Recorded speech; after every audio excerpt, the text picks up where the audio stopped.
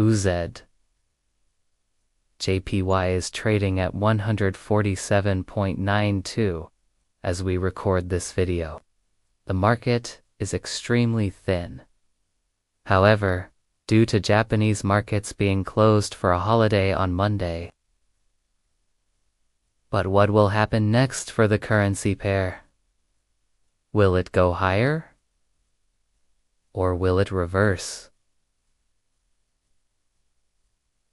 Lower? On the daily chart, the pair is still looking bullish, as it is still above the 200 DMA, which is at 146.20. However, the momentum has slightly decreased compared to last week. This is shown by the fact that RSI has moved away from the overbought zone and is now at around the 70 level. And what does the latest news from Japan tell us about the future of USD?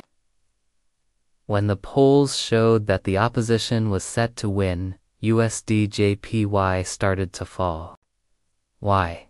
Because the opposition wants to increase spending and reduce taxes.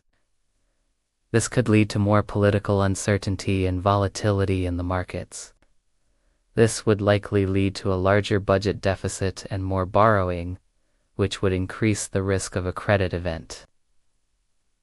However, when the polls showed that the LDP was going to retain the majority, this tells us that the negative news was already priced in by the market before the election results were even confirmed.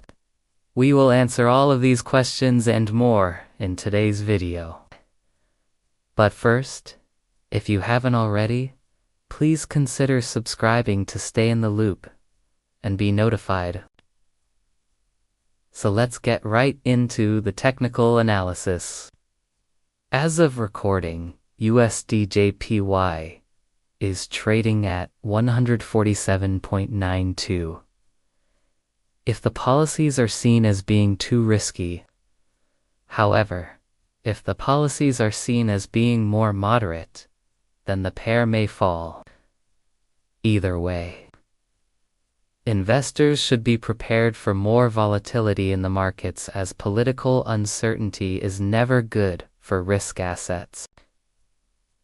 In terms of support and resistance levels, the next support level for USD JPY, 147.15. This is at the 38.2% Fibonacci retracement level of the current downtrend.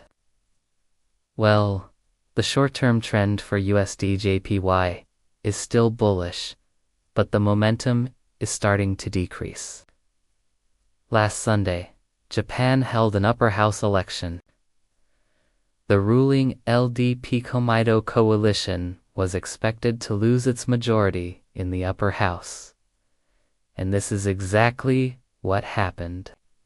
The opposition parties won 51.4% of the vote, compared to the ruling coalition's 48.6%.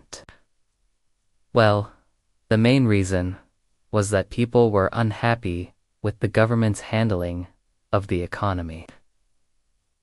Many voters also want the consumption tax to be reduced. If this continues, then we may see the pair move sideways for a bit, or even start to fall.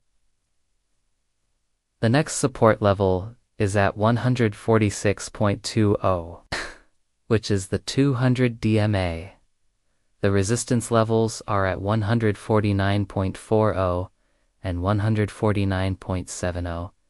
These levels are also the 50% Fibonacci retracement of the current downtrend and the 200 DMA respectively. So what does all of this technical analysis tell us? However, there is one piece of fundamental analysis that we need to discuss that may have an impact on the future of USD JPY. And that is the recent election results from Japan. Now, here is the market's reaction to this news. If the opposition wins and implements their policies, then this could lead to a downgrade of Japan's credit rating. Another risk to watch out for is the possibility of a no-confidence motion being introduced. So what should investors do now? Well, they should keep an eye on how the opposition's economic policies may affect the country and the currency pair. And that is what's next for USD JPY after the election.